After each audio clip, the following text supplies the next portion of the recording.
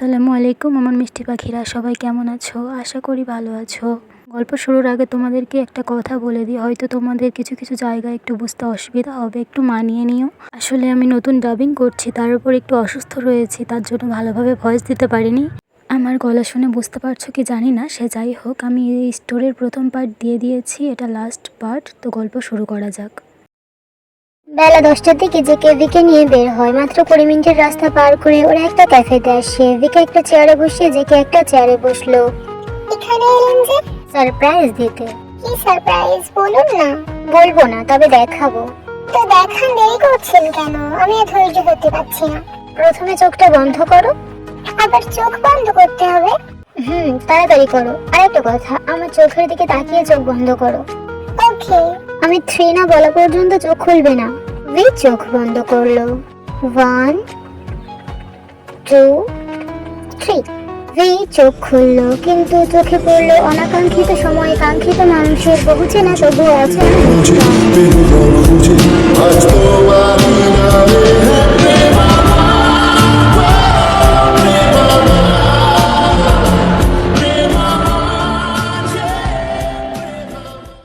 ভিয়ের বুক ভারী হয়ে এসেছে, চোখে পানি টলমল করছে, বুকের বাম পাশে চিনচিনে ব্যথা অনুভব হচ্ছে। মুখ ফুটে কিছু বলতে চেয়েও বলতে পারছে না, শুধু দুজন দুজনের দিকে অপলক দৃষ্টিতে চেয়ে রইল। জেকের আওয়াজে দুজনের ধ্যান ভাঙলো। ভি এখন বুঝতে পারছে না যে এত বড় একটা সারপ্রাইজ দেওয়ার জন্য জেকেকে গিয়ে জড়িয়ে ধরে বলবে থ্যাংক ইউ সো মাচ, নাকি 12 বছরের সেই একতরফা ভালোবাসাকে 21 বছর বয়সে সামনাসামনি পেয়ে জড়িয়ে ধরে বলবে I love you, I miss you so much a lot. V আর নিজেকে সামলাতে পারলো না, টেবিলের উপর মাথা রেখে ফুপিয়ে কেঁদে উঠলো। জেকে ভি এর মাথায় হাত রেখে বলল, ভি কান্না করছো কেন? ভি এর কান্না আরো জোরালো হয়। হঠাৎ ভি এর অপর প্রান্তের মানুষটা বলে উঠলো, I think I come here and hurt him. জাংকুকের এমন কথায় জেকে বলে উঠলো, no not, it's nothing bro. V কান্না থামালে জেকে বলল, অনেক কষ্ট করে শুধু তোমার জন্য জাংকুককে এখানে এনেছি। কান্না করে সময় নষ্ট না করে একটু জাংকুকের সঙ্গে টাইম স্পেন্ড করো। তারপর জাংকুককে বলল, ওকে বাই ব্রো, সময় হলে আমাকে কল দিও, এসে নিয়ে যাব। তারপর জেকে ওখান থেকে চলে গেল। আসলে জেকে অনেক খারাপ লাগছে ওদের দুজনের মাঝখানে থেকে, কেমন থার্ড পার্সন লাগছে। ও কিভাবে সহ্য করবে এটা যে তার প্রেয়সী অন্য এক পুরুষের সঙ্গে বসে থাকবে, কথা বলবে, গল্প করবে। তাই তো সেখান থেকে চলে আসা। জেকে সোজা সমুদ্রের ধারে এসেছে, বসে বসে অতীতের পাতায় একবার চোখ বোলাচ্ছে। আজকে জিমিনা আর ভি ইন্টারভিউ দিতে এসেছে জেকে গ্রুপ অফ ইন্ডাস্ট্রিতে। কিছুক্ষণ পরে ভির নাম ডাকা হলো। মে কামিং স্যার? ইয়েস। ভি ভেতরে ঢুকতেই জেকে ভির দিকে চাইলো, পরে আর চোখ সরাতেই পারলো না। আলমনি বলে উঠলো, কে তুমি মায়াবতী? Hello sir. স্যার কি ভাবছেন এমন করে? না কিছু না, তুমি বসো। ভি চেয়ারে বসলো। কি নাম তোমার? সুনহিকিম ওরফে ভি। ফাইল দেখি। ভি ফাইলটা দিতেই জেকে একটু চোখ বুলিয়ে বলল, কাল থেকে জয়েন হও। কি? কিন্তু স্যার আপনি তো আমার ইন্টারভিউ নিলেন না। তাহলে এখন ইন্টারভিউটা নিয়ে জবটা ক্যান্সেল করে দিই? না না স্যার, থাক, এত ভালো কাজ করবেন না দয়া করে। মানে? কিছু না, ধন্যবাদ স্যার, আমি কাল থেকে জয়েন হব। Okay. Okay bye bye sir. এই বলে ভি চলে যাওয়ার জন্য পিছন ঘুরতেই আবার সামনে ঘুরে বলল, স্যার একটা কথা বলি, রাখবেন? কি কথা? স্যার আমাকে যখন জবটা দিয়ে দিলেন তখন কষ্ট করে আমার বেস্ট ফ্রেন্ডটাও দিয়ে দিন। কেন? আসলে স্যার হয়েছেটা কি, আমি আমার বেস্ট ফ্রেন্ডকে অনেক ভালোবাসি। ও যে জব না পেয়ে কষ্ট পাবে, সেই জব করে আমি টাকা কামাতে পারবো না। Please sir. ঠিক আছে পাঠিয়ে দাও। ভি গিয়ে জিমিনাকে পাঠিয়ে দিল। জিমিনাও জবটা পেয়ে গেল। ভি যখন কলকাতা বিশ্ববিদ্যালয়ে ভর্তি হয়েছিল তখন ওর একটাও ফ্রেন্ড ছিল না। অনেকেই ভির সাথে বন্ধুত্ব করতে চেয়েছিল, কিন্তু ভি নিজে থেকেই করেনি, কারণ ভি একজন বিটিএস আর্মি। ওর ফ্রেন্ড হতে গেলে বিটিএস আর্মিই হতে হবে, না হলে তুমি আমার ফ্রেন্ড হও বলে বিটিএস কে নিয়ে বাজে কমেন্টস করবে আর ভি ছেড়ে দেবে, এমন মেয়ে ভি নয়। ভির ভর্তি হওয়ার 1 মাস পরে জিমিনা ভর্তি হয়। ভি জিমিনাকে দেখেই বুঝেছিল যে জিমিনা একজন বিটিএস আর্মি, কারণ জিমিনার ব্যাগে লেখা ছিল বিটিএস আর্মি ফরএভার। ক্লাস শেষে ভি জিমিনার কাছে গিয়ে বলল, হাই আমি ভি। হ্যালো আমি জিমিনা। আমরা কি বন্ধু হতে পারি? অবশ্যই। আমি একজন বিটিএস আর্মি। সত্যি? আমিও একজন বিটিএস আর্মি। আমি জানি। কিভাবে? তোমার ব্যাগ। আচ্ছা। এইভাবে কয়েকটা দিন কেটে যায়। যত দিন যায় ভি আর জিমিনার বন্ধুত্বটা তত বেশি গাঢ় হয়। দেখতে দেখতে অনেক সময় কেটে যায়, তাদের পড়াশোনাও শেষ হয়ে যায়। পরদিন থেকে ভি এন্ড জিমিনা জেকে গ্রুপ অফ ইন্ডাস্ট্রিতে কাজ করে। একদিন জেকের বন্ধু সুগা জেকের সাথে দেখা করতে আসে। ফেরার পথে জিমিনাকে দেখে তার অনেক বেশি ভালো লাগে। তারপর আর কি, বেচারি জিমিনার ঘুম হারাম করে দিয়েছে সুগা। সুগার জ্বালাতনে জিমিনা বিরক্ত হয়ে বাড়ি থেকে বের হওয়া বন্ধ করে দেয়। সুগা কি কম নাকি, সেও জিমিনার বাড়িতে চলে যায় বিয়ের প্রস্তাব নিয়ে। জিমিনা মধ্যবিত্ত বাড়ির মেয়ে, বাবা নেই, মা জিসু, ভাইয়া ইউনো এবং ভাবি লিসাকে নিয়ে তাদের ছোট্ট সংসার। সুগা একজন বিজনেসম্যান, বাবা মা কেউ নেই, সুগা একা। জিসু বেগম সবসময় চাইতেন যে জিমিনাকে যেন ভালো দায়িত্বশীল একজন মানুষের হাতে তুলে দিতে পারে, তাই সেও সুগাকে না করতে পারেনি। জিমিনা আপত্তি করলে ইউনো লিসা মিলে জিমিনাকে বোঝায়। অবশেষে জিমিনা আর সুগার বিয়েটা সম্পূর্ণ হয়। জেকে গ্রুপ অফ ইন্ডাস্ট্রিতে জিমিনা এখন আর কাজ করে না।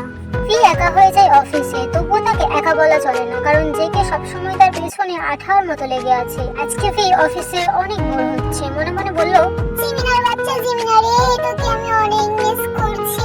সাথে সাথে পাশে থাকা ফোনটা বেজে উঠলো। ফি হাতে নিয়ে দেখলো জিমিনা কল দিয়েছে। ফি মুচকি এসে কলটা রিসিভ করলো। কি রে শাকচুন্নি, আমার কথা মনে পড়লো তাহলে? মনে পড়লো মানে? এটা আবার কেমন কথা? তোকে কি আমি বলে যাই নাকি? হয়েছে হয়েছে, বলো তোমার সুগা সাহেবের খবর কি? কে সুগা, কোথায় থাকে? আমি তো চিনি না। ও তাই, তো কাকে চিনিস শুনি? তোর দোলা ভাই ইয়ঙ্গিকে চিনি। তুই তাকে ভালোবাসিস, ভালো হয়েছে, কিন্তু ইয়ঙ্গি আমার দোলা ভাই না।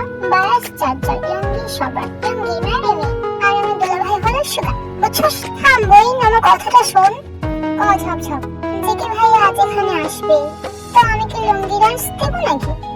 না, ডান্স না দিলেও চলবে, আপাতত ভাইয়ের সাথে এখানে আয়, তোকে আমি অনেক মিস করছি। অসম্ভব, তুই সকল ভাইয়ের সাথে আমি কোথাও যাবো না। আয় বোন, রাগ করিস না প্লিজ। তোর বাড়ির অ্যাড্রেস দিয়ে আমি একাই যাবো। কবে আসবি? যাবো কোনো একদিন। ছাগলের নানি, আজকে তুই জেকে ভাইয়ের সাথে এখানে আসবি মানে আসবি, না হলে আজকে পর থেকে আমি জিমিনা তোর কাছে মৃত। এই বলে জিমিনা ঠাস করে কলটা কেটে দিল। আর এমন কথা শুনে ভিয়ের রাগে গা তীর করে কাঁপতে লাগলো। এমন সময় জেকে এলো, বলল, ভি তুমি কি রেডি আছো? না রেডি নেই, একটু দাঁড়ান, আমি আমার নানুর বিয়ের শাড়িটা পরে একটু সাজুগুজু করে আসি। এমন করো কেন জান? এই কি আপনার জান, কি আপনার জান? কেন জান, তুমিই তো আমার জান। এই আপনার লজ্জা করে না অফিসের বস হয়ে একজন কর্মচারীর সাথে এমন করতে? তুমি আমার অফিসের কর্মচারী, তার থেকেও বড় কথা তুমি আমার হবু বউ। হবু বউ মানে? কখন বিয়ে ঠিক হলো আপনার সাথে আমার? হয়েছে, তোমাকে কেন বলবো? আপনার সাথে কথা বলে আমার ঘাট হয়েছে। কি বলো জানি সব? এই আপনি কি যাবেন নাকি? না গেলে আমি অ্যাড্রেস দিন, আমি একাই চলে যাচ্ছি। না, তোমাকে আমি কিভাবে একা ছাড়ি জান? চলো যাই। জেকে ড্রাইভ করছে, ভি বসে বাইরের প্রকৃতি দেখছে। এমন সময় জেকে বলে উঠলো, আচ্ছা ভি, তুমি কি কাউকে ভালোবাসো? বাসি তো। কে সে? সে আমার ধরাছোঁয়ার বাইরের মানুষ, আমার একতরফা ভালোবাসা। ও আচ্ছা, তা তুমি বিয়ে করবে না? না, করবো না। কিন্তু কেন? যদি তাকে কখনো ভালো না বাসতে পারি সেই ভয়ে। এতে ভয় পাওয়ার কি আছে? পরপুরুষের জন্য নিজের স্বামীকে না ভালোবাসার কারণে রবের কাছে শ্রেষ্ঠ চরিত্রহীন নারীকে ডাক্তার পাওয়ার ভয়। চিন্তা ভাবনা অনেক দূর দেখছি যে। করতে হয়েছে। আর আমি যে তোমায় ভালোবাসি, তার কি হবে? প্লিজ স্যার, এমন করে বলবেন না। কেমন করে বলবো ভি? আমি আসলেই তোমাকে অনেক বেশি ভালোবাসি। আপনি অনেক ভালো মানুষ, যে নারী আপনাকে পাবে সে আসলেই একজন ভাগ্যবতী নারী। কিন্তু আমি যে তোমায় ছাড়া আর কাউকে ভালোবাসতে পারবো না, কাউকে বিয়েও করতে পারবো না, কাউকে নিজেরা করতে পারবো না। এমন করে বলে আমাকে ছোট না করলে কি হয় না? আমরা দুইজন কথা বলতে বলতে জিমিনা শ্বশুর বাড়ি পৌঁছে যায়। ভিকে দেখে জিমিনা গিয়ে জড়িয়ে ধরে, ভিও জড়িয়ে ধরে। কিন্তু তখন জিমিনার কথাগুলো মনে পড়তে ছেড়ে দিয়ে বলে, আমি যদি আজকে না আসি জিমিনা আমার কাছে মৃত, তাই তো? এখানে আর কে দাঁড়ায়? দিল এক দৌড়, ভিও তার পেছনে দৌড়াচ্ছে। জিমিনা ভিকে বলল, চল না আজকে দুজন শাড়ি পরে একটু সাজুগুজু করে ছবি তুলি। I don't like it. ধুর, তোর ডোন্ট লাইক ইট। চুপ করে বস, শাড়ি বের করছি, পরবি, সাজুগুজু করবি। জিমিনা, আমার সব পছন্দ নয়। তোর পছন্দ অপছন্দের কথা জিজ্ঞাসা করেছি আমি? এক প্রকার জোর করে জিমিনা ভিকে সাজুগুজু করিয়ে শাড়ি পরিয়ে নিচে নিয়ে যায়। প্রায় আধা ঘন্টা ধরে ভি বসে আছে, আশেপাশে কেউ নেই। জিমিনা ছিল, তাও কিচেন রুমে চলে গেছে। ভি অনেক বিরক্ত হচ্ছে। বিরক্ত হয়ে কিচেন রুমে গিয়ে বলল, তুই আমাকে ছবি তোলার জন্য শাড়ি পরিয়েছিস? শাকচুন্নি কোথাকারী, আমার খুব অস্বস্তি লাগছে, আমি খুলে দিচ্ছি গিয়ে। বলিস না বোন, একটু ওয়েট কর, একটু ধৈর্য ধর। আমার ভালো লাগছে না জিমিনা, আই আর একটু ওয়েট কর বোন, তুই আমার বেস্ট ফ্রেন্ড, আমার কথা শুনবি না? একটু ওয়েট কর, আমি আসছি। রাগে গজগজ করতে করতে আবার গিয়ে ড্রয়িং রুমের সোফায় বসে পড়লো। কিছুক্ষণ পরে একজন মধ্যবয়স্ক মহিলা এবং মধ্যবয়স্ক লোক এসে ভির পাশে বসে। কেমন আছো মা? জি আলহামদুলিল্লাহ ভালো আছি, কিন্তু আপনাদেরকে তো চিনলাম না। আমরা তোমার হবু শ্বশুর শাশুড়ি। এসব কি বলছেন আপনারা? ঠিকই তো বলছি, আমরা জেকের বাবা মা। আব্বু আম্মু তোমরা চলে এসেছো? হ্যাঁ বাবা, আমাদের আর ধৈর্য নেই। বৌমা বাড়ি নিয়ে যাবো বলে কথা, তাড়াতাড়ি আসতে হবে না? তো তুই কোথায় গিয়েছিলি? একটা গুরুত্বপূর্ণ কাজ সারতে। এমন সময় ভি বলে উঠলো, এই আপনি যে পাগল হয়েছেন? আপনার বাবা মা কেন এমন বলছে? কেন করছেন আপনি এমন? হ্যাঁ পাগল হয়েছি, তোমার জন্য পাগল হয়েছি। একটু বোঝার চেষ্টা করুন, আমি আপনাকে কখনোই ভালো রাখতে পারবো না। তুমি কাছে থাকলে আমি এমনই ভালো থাকবো। কেন এমন করছেন আমার সাথে আপনি? কিছুই করিনি তোমার সাথে আমি। তুমি নিজেই বলো না আমি তোমার সাথে কি করেছি। হ্যাঁ মানছি, জোর করে হাত ধরেছি। আর কিছু বলতে পারবে তুমি?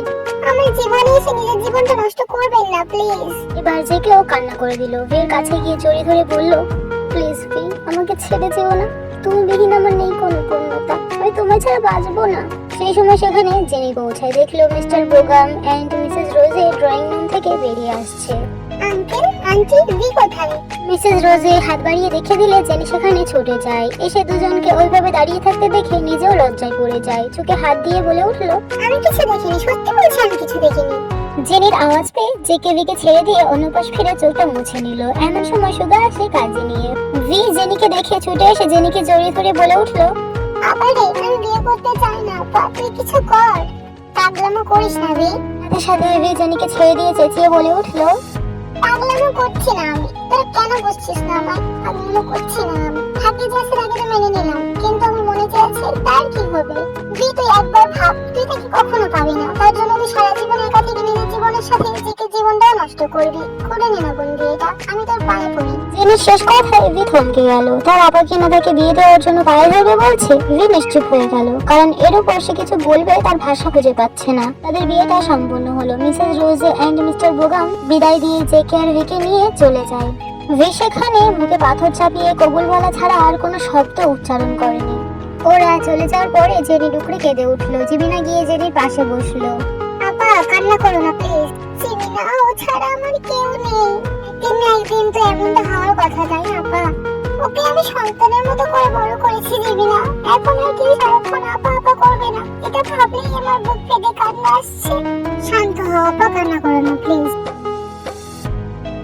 জেকের হুঁশ ফিরে ফোন বাজার শব্দে ফোনটা হাতে নিয়ে দেখলো ভি কল দিয়েছে। মুচকি হেসে কলটা রিসিভ করলো। কোথায় আপনি? কাছেই আছি। আচ্ছা তাড়াতাড়ি আসুন। কলটা কেটে জেকে গাড়ি নিয়ে বেরিয়ে পড়লো। মানে পৌঁছে দেখলো জাংকুক এখনো যায়নি। জেকে ওদের কাছে এগিয়ে গিয়ে বলল, thank you bro, you are welcome. JK Jungkook দুজনকে হাক করলো। ছেড়ে দিয়ে জাংকুক বলল, you take care of her good because she is a member of Bangtan family. Yeah of course. Okay bye, take care of yourself. Same to you. Jungkook চলে গেল। আর আমরা যাই, let's go. চলুন। চলছে আপন গতিতে। নীরবতা ভেঙে জেকে বলল, ভি আমরা আজকেই দেশে ফিরবো। আজকে? কিন্তু কখন? এখনই। কিন্তু সবকিছু তো ওখানে আছে। আমাদের বাড়ি ভি, আমাদের জিনিসপত্র ওই বাড়িতে থাকবে না তো কার জিনিসপত্র থাকবে? কিন্তু দরকারি জিনিসগুলো নিয়ে চলে এসেছি। আর বাড়ি দেখাশোনা করার জন্য ওয়ার্কার তো আছেই। সাউথ কোরিয়া থেকে নিজের স্বপ্ন পূরণ করে ভি আজ এক সপ্তাহ পরে ভারতের মাটিতে পা রেখেছে। কিছুক্ষণ পরে ভি লক্ষ্য করলো এদিকে রাস্তা এটা নয়। কোথায় যাচ্ছি আমরা? জিমিনা সুগার সঙ্গে দেখা করে তারপরে বাড়ি ফিরবো। তাহলে তো ভালোই হলো। জিমিনাদের বাড়ি পৌঁছে যায়। ভি বাড়ির ভেতরে ঢুকে জিমিনাকে ডাকতে থাকে, কিন্তু জিমিনাকে দেখতে না পেয়ে জিমিনার রুমে গেল। একটু উকি দিয়ে দেখলো জিসু বেগম বসে আছে। ভি ভেতরে ঢুকলো। কেমন আছেন আন্টি? হ্যাঁ মা ভালো আছি।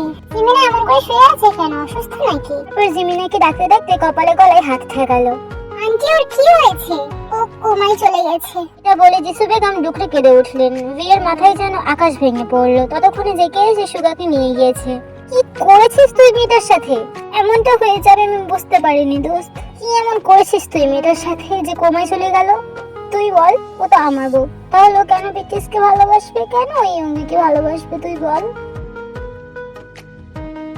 সুগা জিমিনার বিয়ের পরে সুগা 1 মাস জিমিনার ইয়ংয়ের প্রতি ভালোবাসাটা সহ্য করলেও তারপর আর সহ্য করতে পারেনি। যেদিন জেকে আর ভির বিয়ে হয় সেদিনও সুগা জিমিনাকে থাপ্পড় মেরেছে, প্রতিটা রাত জিমিনাকে শারীরিক নির্যাতন করেছে। তবুও জিমিনা সব মুখ বুঝে সহ্য করেছে। একদিন সন্ধ্যায় সুগা বাড়িতে ছিল না, জিমিনা বিটিএস এর অ্যালবাম বের করে দেখছিল। হঠাৎ সুগা চলে আসে, জিমিনার হাত থেকে অ্যালবামটা নিয়ে জানালা থেকে বাড়ির বাইরে পেছনে জঙ্গলে ফেলে দেয়। জিমিনার গালে ঠাস ঠাস করে দুটো থাপ্পড় দিয়ে গাল চেপে ধরে বলে, কতবার বলবো তুই এসব দেখবি না? দেখ জিমিনা, আমার রাগাস না, ফল ভালো হবে না। আপনি আমার জীবনে আসার আগে আমি তাকে ভালোবেসেছি, পাবো না জেনেও ভালোবেসেছি। আর আপনি আমার স্বামী, আপনার সবটুকু অধিকার আপনাকে দিয়েছি, কোনো কিছুতেই বাধা দিইনি। তাহলে কেন এমন করছেন আপনি? এর আগে তুই কি করেছিস আর কার কাছে শুয়েছিস আমি দেখবো না। এখন তুই আমার বউ হয়ে এসেছিস, খেতে বসতে শুধু শুধু আমার কথাই ভাববি। আচ্ছা, আর আপনি যে করে বউ রেখে বাইরে অন্য মেয়েদের সঙ্গে ডেট করছেন সেটা ঠিক আছে? মুখ সামলে কথা বল। সত্যি কথা বললেই তো মুখ সামনে কথা বলো। তোর লেকচার শোনার সময় আমার কাছে নেই। আজকের পর থেকে বিটিএস বা ইয়ংমি নামক শব্দ যদি তোর মুখ থেকে বের হয়েছে বা তার অস্তিত্ব যদি তোর আশেপাশে দেখেছি, সেদিন হবে তোর শেষ দিন। সুগার রুম থেকে বের হয়ে যাওয়ার পরে জিমিনা ছাদ থেকে ঝাঁপ দেয়। হসপিটালে নিয়ে গেলে ডক্টর 48 ঘন্টা সময় দেয়। যদি জিমিনা ওঠে তো ভালো, না ওঠে তো কোমায় চলে যাবে। তুই জানিস জেকে, সেদিন জিমিনা আমার উপর রাগ করে আর ওঠেনি। বিও বিটিএস পছন্দ করে, জাঙ্কুকে ভালোবাসে, এটার জন্য কি আমি এখন তার উপর টর্চার করব? আমি কি করবো জেকে? আমার যে সহ্য হতো না। দেখ সুগা, একতরফা ভালোবাসা কতটা সুন্দর তুই হয়তো তা জানিস না। যতটা সুন্দর তার থেকেও বেশি ভয়ঙ্কর। জিমিনা একতরফা ভালোবাসায় আসক্ত, তাই তুই ওকে অনেক ভালোবাসবি, যেন সে সেই মানুষটার কথা মনে করে কান্না না করে। ওকে বুঝবি, ও যদি এসব বিষয়ে কথা বলে হ্যাঁতে হ্যাঁ মেলাবি, নাতে না মেলাবি, তবেই জীবন সুন্দর। তুই তা না করে অন্য মেয়ের সাথে ডেট করেছিস, তার উপর টর্চার করে তাকে কোমায় পাঠিয়েছিস। তুই কি মানুষ? তুই জানিস আমি যখন ফোন করে জিমিনার ব্যাপারে বললো, আমার নিজেকে ঠিক কতটা অপরাধী মনে হচ্ছিল। কি করে মুখ দেখাবো আমি জিমিনার আম্মুকে? ভিকে বা কিভাবে সামলাবো? আমি এত কিছু জানি না, আমি শুধু আমার জিমিনাকে চাই। সে বিহীন আমার নেই কোনো পূর্ণতা। তুই নিজেকে শক্ত রাখ, আমি জিমিনাকে বিদেশে নিয়ে যাওয়ার ব্যবস্থা করছি। এই বলে যে কে রুম থেকে বেরিয়ে যাওয়ার জন্য দরজার কাছে গিয়ে দেখলো ভি দাঁড়িয়ে আছে। ভি, তুমি এখানে? ভি কোনো কথা না বলে জেকে জড়িয়ে ধরে চিৎকার করে কান্না করে দিল। আপনি জানেন ভি কত ভাগ্যবতী, কারণ ভির জীবনে আপনার মতো একজন মানুষ আছে। আমি আসলে অনেক ভাগ্যবতী। কান্না করতে করতে ওখানে অজ্ঞান হয়ে যায়। ভিকে অজ্ঞান অবস্থা দেখে বাড়িতে নিয়ে চলে যায়। পেরিয়ে যায় কয়েকটা দিন। ভি সময় মতো প্রতিদিন জিমিনাকে দেখে আসে। 2 দিন হলো জিমিনাকে ইউএসএ নিয়ে যাওয়া হয়েছে।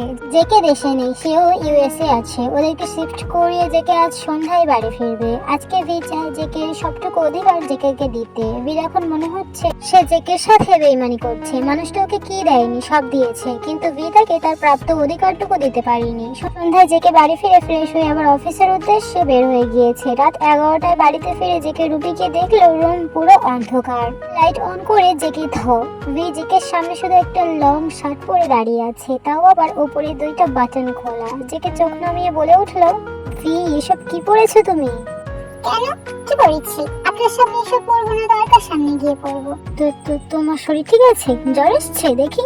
ভি জেকের কাছে এগিয়ে গিয়ে বলল, আরে না, একদম ঠিক আছে আমি। তারপর জেকের শরীরে হটভাবে টাচ করতে করতে গিয়ে বেডে বসে নিজে জেকের কোলে বসলো।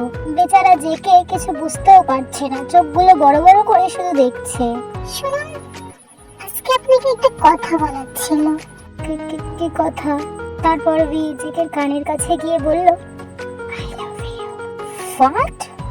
আই তো ইউ। সত্যি ভি? সত্যি। জেকে ভিকে জড়িয়ে ধরে কান্না করে দিল। I love you so much baby, I really love you so much. দয়া করে কান্না করে আমার রোমান্টিক মুডের 12টা বাজাবেন না। জেকে ভিকে ছেড়ে দিয়ে বলল, আজকে আমি অনেক খুশি ভি, আজকে আমি অনেক খুশি। তুমি যা চাইবে সব দেব। সত্যি তো? হ্যাঁ সত্যি, তুমি চাইলে আমার জীবনও দিয়ে দিতে পারি। না, জীবন লাগবে না, আপাতত একটু আদর করেন তাতেই হবে। জেকে ভির মুখ ভর্তি করে চুমু খেয়ে বলল, হয়েছে? না, আমার বড় আদর চাই। সামলাতে পারবে না জান। আপনি আগে আদরটা করে দেখুন, আমি সামলাতে পারি কিনা সেটা আমি দিচ্ছি।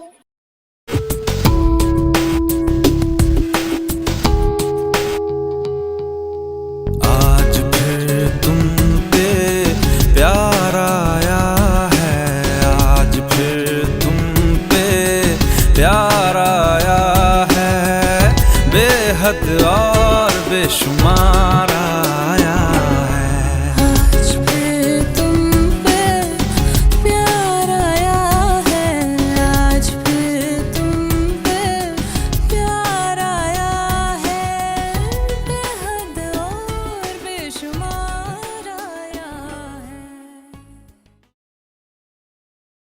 সকালে মিসেস রোজে কিচেনে আসতে গিয়ে থমকে যায়। কি আমার ছেলে কিচেনে? এটা আসলে আমার ছেলে তো, নাকি আমি স্বপ্ন টপ্ন কিছু দেখছি? মিসেস রোজে এগিয়ে গিয়ে জেকের কপালে গলায় হাত ঠেকিয়ে বলল, বাবা তুই ঠিক আছিস? কেন মা, আমি তো ঠিকই আছি। না, এত সকাল সকাল তুই উঠেছিস, আবার কিচেনে এসেছিস? না না না, সূর্যটা ঠিক কোন দিকে উঠেছে আমি একটু দেখে আসি। মা তুমিও না? বল না বাবা, কিচেনে তুই কি করছিস? শুনবে তুমি? হ্যাঁ শুনবো। সত্যি শুনবে? আরে বাবা হ্যাঁ রে, সত্যিই শুনতে চাই। কাল রাতে তোমার বৌমাকে একটু আদর করেছিলাম, তার শাস্তি স্বরূপ হট ওয়াটার নিয়ে যেতে এসেছি। জেকের মুখে এমন শরমহীন কথা শুনে মিসেস রোজের মুখ বন্ধ হয়ে যায়। বাবার মতো নির্লজ্জ হয়েছিস, ওটাই কি বলতে হয় এখনো শিখলি না? হ্যাঁ দাও, সব দোষ আমার বাপের ঘাড়ে চাপিয়ে দাও। নিজে শুনবে বলে আমার মাথা খাচ্ছিল, তার বেলা কিছু না। এটা বলতে বলতে জেকে ওখান থেকে চলে যায়। মিসেস রোজে ওখানে দাঁড়িয়ে দাঁড়িয়ে মনে মনে জেকে সহ জেকে 14 গোষ্ঠীকে উদ্ধার করে দিতে থাকে। পেরিয়ে যায় 4টি বছর। একদিন জেকে ল্যাপটপে কাজ করছিল, এমন সময় ছোট জাঙ্কুক এসে জেকে বলল, পাপা পাপা, একটা কথা বলি? বাবা বলো। পাপা আমার নাম কেন জাঙ্গু রেখেছো? কেন বাবা, কি হয়েছে? আমার তো এই নামটা ভালো লাগবে না। আমি তো রাখিনি, তোমার নাম তোমার মাম্মা রেখেছে সোনা। মামা কেন এই নামটা রেখেছে? কারণ তোমার মাম্মা এই নামের একটা মানুষকে অনেক বেশি ভালোবাসে। তাহলে মাম্মা কি তোমায় ভালোবাসে না? বাসে তো, কিন্তু আমি যে তোমার মাম্মার দ্বিতীয় ভালোবাসা। পাপা আমি ওই আঙ্কেলটাকে দেখতে চাই। অবশ্যই বাবা, এই দেখো। ওয়াও, আঙ্কেলটা অনেক সুন্দর পাপা। বাবা, সে আসলেই অনেক সুন্দর।